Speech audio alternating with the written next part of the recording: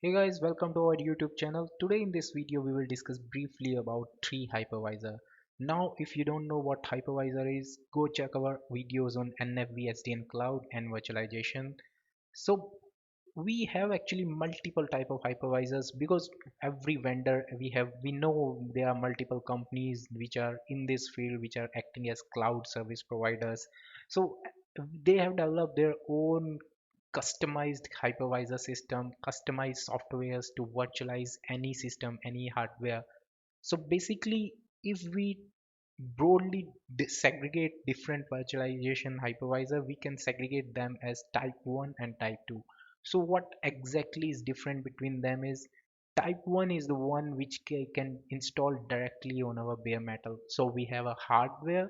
On top of that hardware, we can simply install them just like we install operating system in our laptop. So we have ISO image file of that particular hypervisor. We will directly install it on our system, on our hardware, and my hardware will be a virtualized environment. So we don't need any guest OS kind of uh, prerequisite before installing that hypervisor.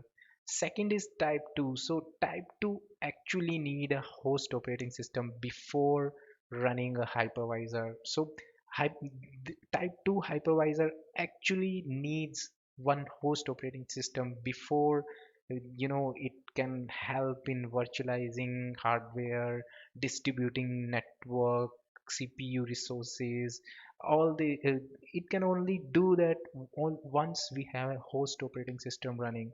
So here we can see we need a host OS for type 2.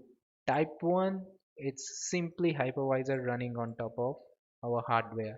So that's it. Now, if we compare between three hypervisor, now which three hypervisor I am talking about here in this video? We have two type of, now these two type of hypervisors which I have told is like generic differentiation between any hypervisor company, any software which actually help in virtualization.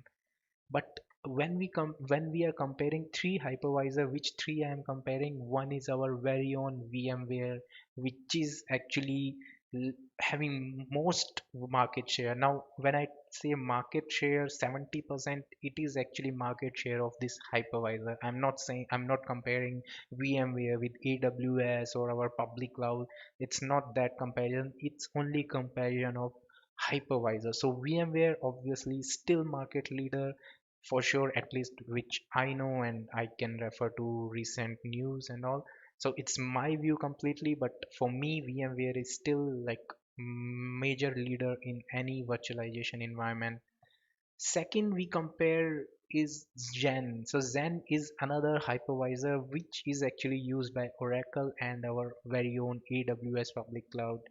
And third is our open source free to use KVM, which is used by OpenStack, Red Hat OpenStack, and our Google Cloud. So these three hypervisors are most, you can see all these companies, VMware, AWS, GCP, OpenStack, Red Hat, these are very common cloud service providers, and they mostly use, among all these three only, they use either of hypervisor.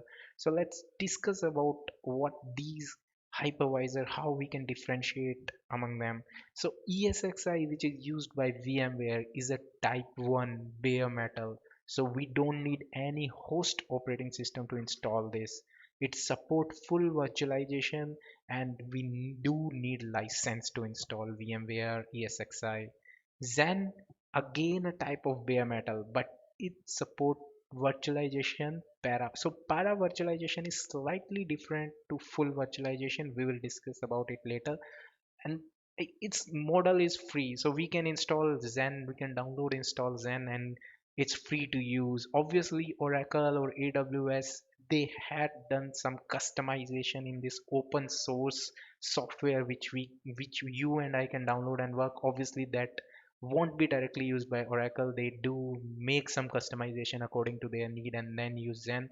But Zen, anyhow, it's free to use. It's a community edition. You can use it, install it on your system as well. KVM is a type 2 virtualization hypervisor, so it is hosted. It do need a host operating system before virtualizing any hardware, any environment. Again, it support full virtualization. It is free to use, so you and I, just like Zen, can create a host operating system, because remember KVM is type 2. So we do need first a host OS. On top of host OS, we can download and install KVM drivers, and my what hardware on which I'm running host OS will start supporting virtualization. So KVM and Zen are still not that widely used. As I said, VMware is still market leader when we talk specifically only in terms of hypervisor or virtualizing software. Now we talk about architecture comparison. So if you are an end user, if you are using a public or any private cloud, if you are deploying your application on top of a cloud, you won't have to bother about how this virtualization is happening, how I am able to deploy my virtual machine or my containers on top of my system. You don't have to bother about all these things. But if you are a system admin, if you are a cloud system administrator, then you should know what is difference between these three major hypervisors. So VMware, just like I said, it's type 1, so we directly installing in top of hardware. On top of that hardware, we have this ESXi hypervisor, which is using this virtual machine monitor, which is a proprietary software or solution provided as a set with my ESXi hypervisor ISO image. And this, using this combination of hypervisor and VMM, we can deploy guest operating system on top of my hardware. So we are not using any host OS in between. We are only having hypervisor and my VMM software. Zen, again type 1. So type 1, type 1. So Zen, again type 1, it don't need any host operating system. Now Zen actually uses a different kind of concept. We have domain 0 and unprivileged domain. So it is actually segregating my hardware into multiple domains. Dome 0 will be used by Zen hypervisor to, O&M and all the functionality of hypervisor level management of system. Dome U will be used by guest. So my VM will be deployed over Dome U. They will be using this Dome U. KVM, it's very straightforward. We are on top of hardware. I will install my host operating system. This host operating system by default won't be supporting virtualization. So I will install my KVM drivers, and those KVM drivers will be in turn responsible for managing my guest OS. So this is how KVM will be helping in my creating a virtualization environment. Moving on, just wait, I will show you how exactly they differentiate in terms of graphical user interface. So now comparing with VMware or Zen, this is how my KVM system will look like. So for this example is straightforward. My Ubuntu laptop is acting as a host operating system, and top of that I have installed KVM. So KVM by default will give me this virtual machine manager, sort of what we seen in VMware, how to manage underlay resources. So same way I'm getting this VMM, which is actually used to create new VM or manage existing virtual machines. So see, you can see I have installed multiple virtual machine which are actually running on top of my host operating system, my Ubuntu laptop. So we can see all these virtual networks, all these VMs. We have some good graphs as well, because right now all machines are in shut off state. We cannot see any usage. And if we talk about configuration of a particular VM, then that also we can see here. So all these network interface card, memory, I can define how much memory it can use. This is my laptop maximum RAM, and this is RAM allocated to this VM. So all these options we have in this KVM based virtualized software. So when we install KVM on top of host OS, this is basic virtualization GUI or virtualization VMM software which help me in managing all my VM starting, stopping, or opening console. Everything I can do from here only. So this is how my VMware ESXi base image base GUI looks like when I install on my hardware, any hardware. So this I am using it on my single hardware server, and we can monitor everything, what kind of hardware I'm using, all the tasks, details. I can have list of current virtual machine, its storage.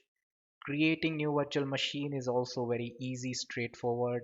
Just need click create a new virtual machine, what kind of package I want to give as a image to this VM, what kind of system it is, OS type, guest OS version. So all these things we can provide, all this input we can provide, and then VMware will help us in putting one image as a virtual machine for us. So this is how my Zen server hypervisor looks like. I have deployed this on top of my VMware ESXi, and just like all other hypervisors, I have options related to virtual machine, current resources. If we go to my command shell, I can check current VMs. So just same like libvirt where we were using Versh, here I can use my XE CLI to check all the list of VMs which are currently running on top of my hypervisor. So this again provide another option if you want to virtualize your server using Zen. That's it from today's video. If you have any more questions on virtualization and hypervisors, do visit our YouTube channel and our website.